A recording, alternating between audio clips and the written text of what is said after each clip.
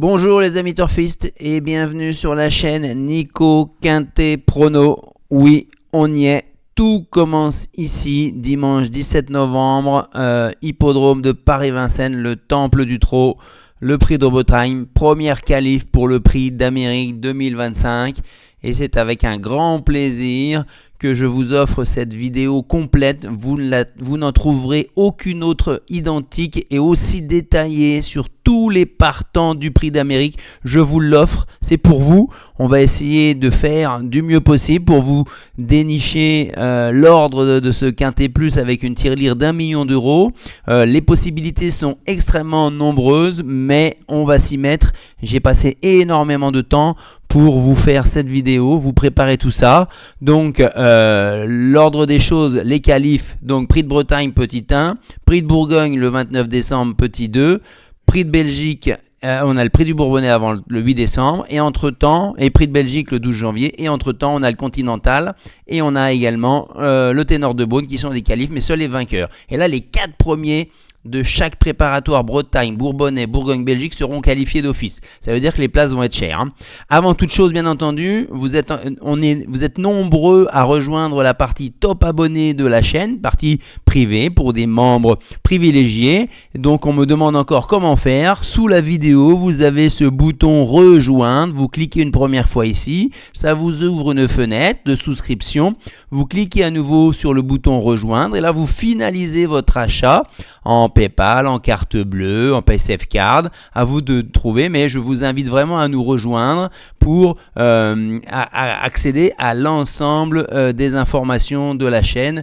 Et je vous remercie déjà de votre confiance. On enchaîne avec, vous le savez, The Turf qui est un partenaire privilégié de la chaîne et qui, en suivant le lien qui est également sous la vidéo, pour une première inscription sur leur site, votre premier dépôt sera doublé à hauteur de 100 €. Donc vous déposez 100, ils vous rendent 100, ça vous fait 200 pour parier.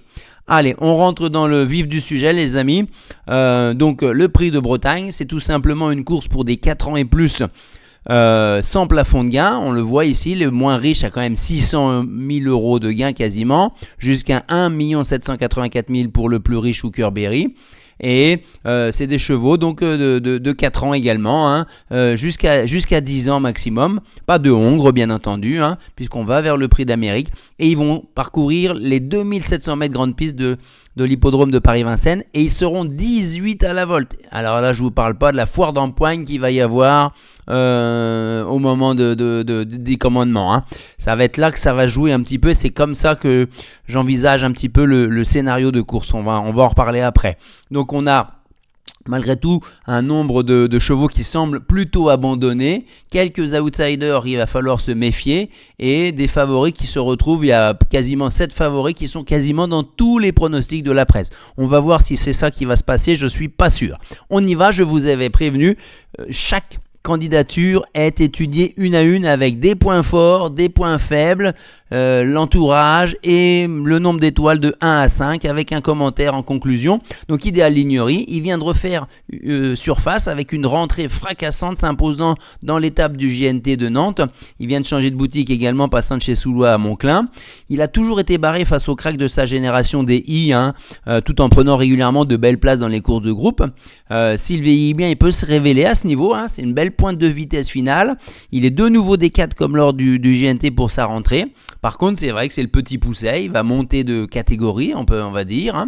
Et j'ai l'impression que si demain il fait pas grand chose, il a la finale du GNT en consolante dans 15 jours. Il manque peut-être un petit peu de maniabilité dans ce lot touffu de 18. Mais il peut se placer. Attention, il peut se placer, il a déjà un bon chrono sur le parcours, on va le revoir ça après. Voilà, donc 2 étoiles, peut se placer. Ensuite le numéro 2, Just Love You, le clan Abrivard, avec notre père d'as Alexandre Abrivard ici. La meilleure femelle de sa génération des J. Elle avait bien fait à Agen pour sa première face aux vieux, en prenant une 3e place après avoir assumé le poids de la course. Elle a été quand même 3e du critérium des 5 ans et du critérium des 4 ans derrière les crack mâles de cette génération, les j'ai Joshua Tree, Josh Power et ainsi de suite. Le clan Abrivard espère la qualifier dès ce week-end pour le prix d'Amérique. Alexandre Abrivard est loin d'être négatif. Elle a l'avantage d'être plutôt véloce à la volte et ça a son importance dans mon choix. Elle n'a pas de marche par contre à ce niveau-là et devra bénéficier d'un parcours sur mesure près de la tête, près de la corde. Elle ne peut pas se permettre de faire le tour des autres, mais par contre, elle est en forme ascendante. 2 étoiles minimum, une possibilité parmi d'autres pour les places, on va dire. Ensuite, on enchaîne avec Crack Time Atout. Alors, c'est tout simplement un 4 ans. C'est vrai qu'il est dans ses derniers mois de 4 ans, et à partir du 1er janvier 2025, il bascule en 5 ans. Mais on va commencer par les points négatifs. C'est pas souvent que les 4 ans allés se confronter aux anciens si tôt dans le meeting. Il a une course fermée qui l'attend dans sa génération le 7 décembre, aussi richement dotée. Est-ce que la qualif pour le prix d'Amérique était un objectif visé, une priorité chez Sébastien Garato et dans son entourage? Je ne sais pas. Il est plutôt lent au départ, il devrait se retrouver en queue de peloton, mais par contre, donc il faudra se faire ramener ou prendre ses responsabilités, ce qu'il est capable de faire. Attention à lui parce que avec un bon parcours, il peut faire mal. Mais. Voilà, moi j'ai réservé une surprise avec ce cheval-là, j'ai mis 2 étoiles quand même. Ensuite, on y va avec Josh Power, le numéro 4. Alors tout de suite, ce qui nous interpelle, c'est la drift d'Éric Raffin pour une première fois, je crois. Tout simplement, peut-être que c'est la deuxième fois, il l'a mené à la victoire au Critérium, je crois. Sébastien Arnaud, je pense pas. Sébastien Arnaud s'est blessé récemment, donc il perd son entraîneur-driver habituel qui est sur la touche. Il a que 2 victoires en 2023-2024, mais lesquelles, s'il vous plaît? Critérium des 4 ans, Critérium des 5 ans. Et malgré tout ça, il n'est pas considéré comme le leader de sa génération, c'est Joshua Tree. Il affronte pour la première fois les plus vieux. Il n'est pas aussi affûté que lors de sa victoire du Critérium des 5 ans. Mais par contre, il a pour lui son palmarès. Dans les grandes occasions, il est là. Voilà. Il récupère la drift d'Éric Raffin, qui est un atout, évidemment. Il est préparé pour son objectif de l'hiver, le prix d'Amérique. Donc cela passe par une qualif dès demain. Un parcours caché, près de la tête, indispensable, c'est ce qu'il va rechercher. Je lui mets 4 étoiles du coup à Josh Power. Très bel outsider pour moi pour les belles places. Ensuite, le 5, Inadurible, jument de classe, sans aucun doute, mais vous voyez ma photo, jument de trop montée. Elle est ferrée. À l'attelé, elle n'a rien de bien hormis dans sa prime jeunesse. Une seule course de rentrée après une tendinite au printemps, lente au départ, d'autres objectifs au montée, elle prépare le Cormulier, c'est une impasse. Le 6, Banderasby, alors tout de suite, ce qui attire l'attention, c'est Alessandro Gocciadoro, le meilleur entraîneur en Europe, en Italie, dans les pays scandinaves, en Suède. En France, il a déjà prouvé beaucoup de choses, mais il n'a pas le palmarès d'autres quand même. Faut pas exagérer d'un Bazir ou tout ça. Son atout principal, donc, c'est Gocciadoro, a déjà battu Joviality aussi sur 2100 mètres, qui n'est ni plus ni moins que la 3e du dernier prix d'Amérique. Il est présenté au top et déféré des 4. Mais comme tout cheval italien qui se respecte, il brille davantage sur les parcours de vitesse avec des parts à l'autostart. Là, ce n'est plus du tout le même sport. Volt, 2700 mètres, grande piste, pas sur son parcours, une seule étoile. L'étoile, elle est pour ça et pour Joviality. Ensuite, on y va avec Canad Belev, le clan Bijon. L'entraîneur Bijon, c'est Joël Séché, le propriétaire. William Bijon se met au sulky, ça veut tout dire. Certes, c'est la meilleure femelle de la génération des cas. Elle a l'avantage de bien s'alancer à la volte et souvent prendre la direction des courses dans des lots de femelles dans sa génération. Mais là, elle se heurte à une forte opposition face à des aînés nettement plus endurcis. C'est une course préparatoire en vue d'une course de groupe face aux seules femelles de sa génération. Elle reste ferrée, donc c'est une impasse, le 7. On enchaîne avec Inma Rosa, le deuxième atout du clan Abrivard. On la connaît bien. Elle est là depuis sa plus tendre enfance, on va dire. Que de belles places dans les courses de sa génération derrière Idaho. Entre autres, deuxième du Critérium des 5 ans et du Marcel Laurent. Deuxième du prix de Belgique l'an dernier, ce qui lui avait permis d'obtenir sa qualification dans le prix d'âme où elle n'avait pas pu défendre ses chances, elle était trop loin dans le parcours. Elle était malheureuse dans le prix de Vence et elle s'est rattrapée enfin dans le prix de Paris où elle fait quand même deuxième du Sard du Landré. Donc elle a le niveau pour rivaliser et de nouveau se qualifier de suite. Elle dispose d'une belle pointe de vitesse finale qu'il faudra préserver. À sa décharge, c'est vrai qu'elle a mis du temps à retrouver la grande forme, étant à plusieurs reprises décevante dans cette année 2024. Elle n'est pas toujours très franche dans ses départs voltés aux 2700 mètres. Elle risque peut-être de se retrouver un peu loin, mais il faut compter sur un wagon de 3e épaisseur pour la ramener. 3 étoiles parce que c'est une deuxième chance indiscutable vu la forme ascendante et le clan Abrivard, même si c'est Léo qui la drive. On enchaîne avec Ganette Banville. Alors vous savez que les chevaux à Jean-Michel Bazir sont tous passés sur l'entraînement de Nicolas. 3e place de ce prix de Bretagne 2021, derrière Fast Time Bourbon. Et étonnant, cela situe son niveau. Pourquoi je remonte si loin quand il avait gagné également le prix de l'Étoile, un groupe 1, c'est parce qu'il a été arrêté en début de meeting d'hiver 21-22 à cause d'une blessure. Il a fait son retour à la compétition après 1 an et demi d'absence en 2023. Il n'avait pas réussi à se qualifier l'an dernier pour le prix d'âme. Il est juste sous les cracks, même si il a montré des belles choses ces dernières semaines. Le clan Bazir, il pianote avec lui pour l'amener au top sans réveiller son ancienne blessure. Et actuellement, il semble très bien.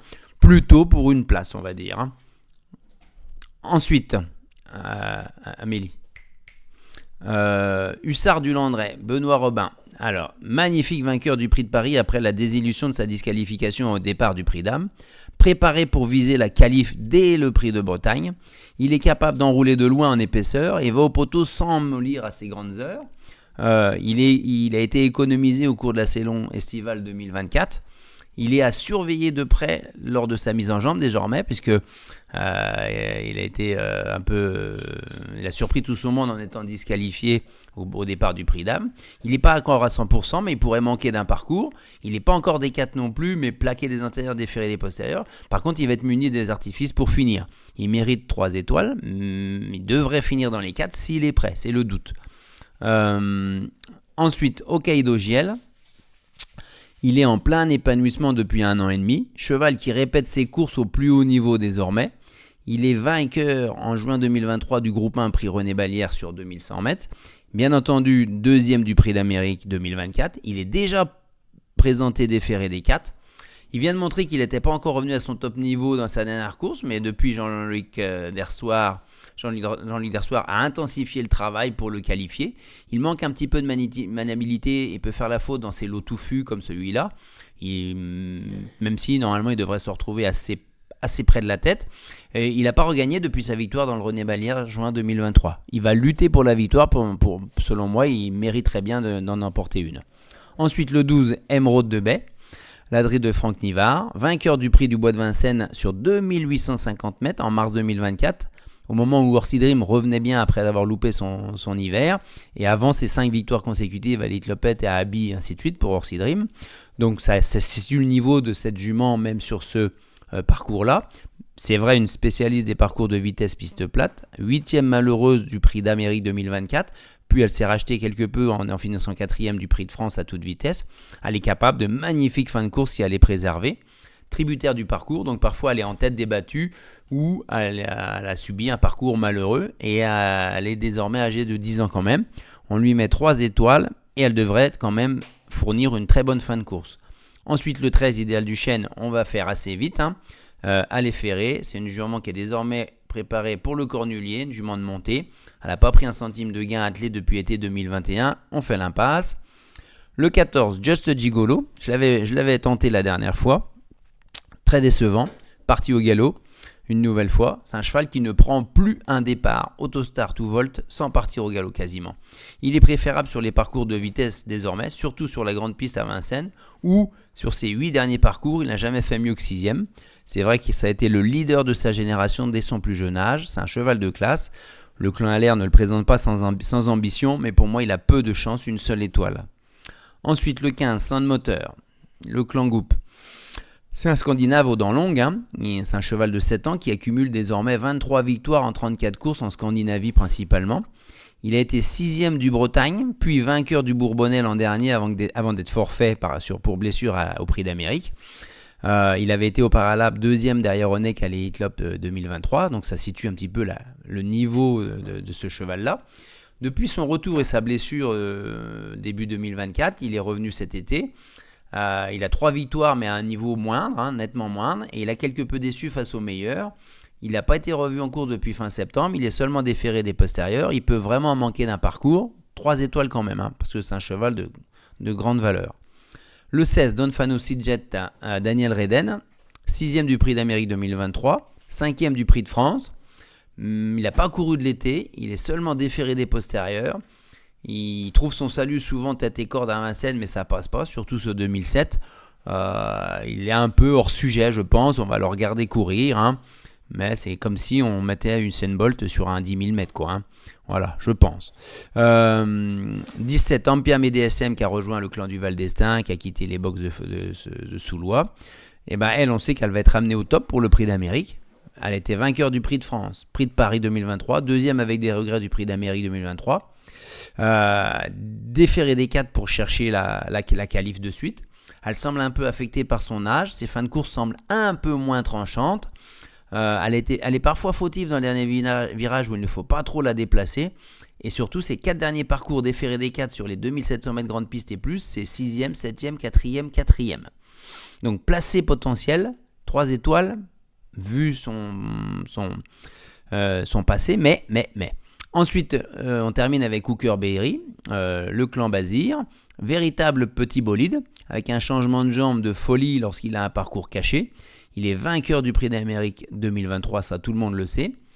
Il est devenu beaucoup plus inconstant et très tributaire du parcours. Voilà, il mérite au moins 3 étoiles, mais il peut aussi bien gagner comme être nulle part. Hein. Hooker Berry, c'est un peu peau de chagrin en ce moment pour le toucher. Hein. Donc on verra comment ça va se passer. Petit rappel, du coup, dans le clan Bazir, j'ai mis Nicolas ici, et du coup, sur Gannet de Banville, c'est bien sûr Jean-Michel Bazir, et sur Hussard de Landré, Benoît Robin, je me suis aperçu que c'est bien sûr Johan Le Bourgeois qui reprend comme l'an dernier pour le Prix d'Amérique et le Prix de Paris. On y est, donc ça donne quoi au papier, en valeur théorique? Voilà ce que ça donne. Je dirais que Hokkaido JL, Josh Power, voilà, mais les 2 chevaux qui me semblent les plus armés pour faire l'arrivée. Ensuite, les 2 et 3 étoiles sont quasiment dans le même package. Après, on a les interdits ici et les 1 étoile auxquelles je ne crois pas beaucoup. Donc, ça se situe ici. Ensuite, les meilleurs chronos sur le parcours de tenue. On s'aperçoit de quoi? De quelques faiblesses chez, par exemple, Idel Duchesne, on le sait. Just Gigolo, on le sait. Saint Moteur, qui a jamais couru en dessous de 12. Don Fanucci Z non plus sur le parcours. Ensuite, on s'aperçoit également que les petits numéros, les jeunes ont déjà bien fait. Une 11 Ideal Lignery, une 12 Just Love You, il faudra qu'elle aille un peu plus vite. Une 11-3 Crack Time Atou quand même, attention. Josh Power, une 12-3, ça suffit pas. Et voilà, ça se situe à ce niveau-là. Hokkaido 11-3, Hussard 11-4, Gannet de Banville 11-7, Hooker Berry 11-1. Voilà, ça va se situer vers les 11-5 hein, pour gagner demain. Ensuite, les probabilités de rapport de ce quintet plus, on s'aperçoit tout de suite que ça, et puis on le voit bien avec 18 partants au même échelon, au même poteau, avec le système des qualifs, les chevaux près, les chevaux moins près, les chevaux de plusieurs générations, que ça peut laisser la place à des surprises, et du coup il n'y a que 41% de probabilité que le quintet dans le désordre fasse moins de 100 €. Et il y a quasiment un tiers de probabilité pour qu'il dépasse les 1000 € dans le désordre. On voit que le premier favori, deuxième favori, c'est des réussites assez standards. Hein. Que le premier favori, comme d'habitude, le 4 Josh Power, soit il est dans le tiercé, soit il n'est pas là. La présence des 2 favoris est plus qu'incertaine dans le tiercé et un tiers seulement en probabilité dans le quartier quintet. Et un cheval à partir de Hussard du Landré dans le plus de 7e favori de la presse. 3 fois sur 4 dans le quartier quintet, donc il va falloir aller chercher Hussard, Just Love You, Inma Rosa, Ideal Lignery, voire plus bas. Ok, c'est maintenant les fantômes, moi j'élimine 5, 7 et 13 demain, hein, aucune raison de les voir à l'arrivée, aucune chance. Le béton, on est parti pour Hokkaido JL, c'est le cheval à la fois, je trouve, qui mériterait, et sa régularité fait que il va lutter pour la victoire demain. Je le vois bien demain. Ensuite, le copain pour finir dans les 5, on va dire Josh Power. Ses victoires dans les 2 critériums m'incitent à penser qu'il a le niveau pour rivaliser avec les meilleurs 6, 7, 8, 9 ans et plus. Hein. Donc, on va le mettre en copain pour que Raffin le qualifie, quoi, voilà, dans les 4, 5 maxi. Le coquin à belle cote, on va y aller. J'ai hésité longtemps dans le clan Brivard entre Just Love You et Inma Rosa. Just Love You va être un peu moins coté puisque c'est Alexandre qui part avec, mais c'est loin d'être un coup sûr. Mais elle est assez abandonnée dans la synthèse de la préf au même titre que Inma Rosa. Donc j'aurais tendance à vous dire, ici j'aurais pu mettre le coquin, ça veut dire le clan Brivard, le 2 ou le 8. Hein. La déception, ça pourrait être Just Gigolo, je vous en ai déjà assez parlé. Et donc maintenant, on va y aller pour le jeu combiné. Vous faites ce que vous voulez avec tout ça maintenant, hein. Moi, c'est un jeu que je vous propose. Vous prenez mon béton, vous prenez mon copain, vous prenez qui vous voulez, vous prenez les informations que je vous ai données. Moi, l'idée, c'est d'être très pédagogique et de vous faire comprendre un petit peu les courses, et les belles courses comme ça. Et après, il faut faire des choix, et chacun fait ses choix, quoi, à un moment donné, hein. Moi, je vous mets Hokkaido JL en tête. Le 3, Crack Time Atout, c'est ma grosse surprise demain. Voilà. S'il part pas trop mal, pleine forme, pas mauvais parcours, il peut venir lutter pour la victoire. Il a le gros potentiel. Sébastien Garato apprécie énormément ce cheval-là. Il croit beaucoup en son avenir de Crack Time Atout, alors qu'il a déjà un palmarès conséquent, bien sûr, hein. Ensuite, le 2, on va mettre les abrivars, hein, Just Love You, mais plutôt des chevaux, ainsi que le 4, Josh Power. Vous voyez, hormis Crack Time, ça, c'est des chevaux qui vont se retrouver assez proches de la tête dans le parcours. Et je privilégie cette forme, ce scénario de course demain. Après, on va mettre les finisseurs, c'est-à-dire Inmarosa, Emerald de Bay et Hookerberry, 8, 12 et 18. Et je complète également avec l'autre Bazir, Canet Banville, qui lui pourra se retrouver également près de la tête et conserver une 5e place. Mon regret, bien entendu, c'est Hussard du Landrais. S'il est prêt, il peut finir premier, deuxième, hein. Voilà. Bon, à un moment, on ne peut pas tous les mettre demain. Il y a vraiment une douzaine de chevaux qui peuvent faire l'arrivée demain, hein. Et puis les amis, on se reverra nous dimanche. Donc demain, je vous ferai un quintet, demain soir peut-être, pour le Quintet Plus du lundi 18 novembre à Vincennes. Donc je répète les amis, cette vidéo-là vous est offerte. Maintenant, il faut s'abonner, devenir top abonné. Un pouce bleu pour remercier et être reconnaissant du travail que je vous fournis sur la chaîne Nico Quintet Prono. Donc on se rejoint sur la partie top abonné, s'il vous plaît. À très bientôt, bye bye.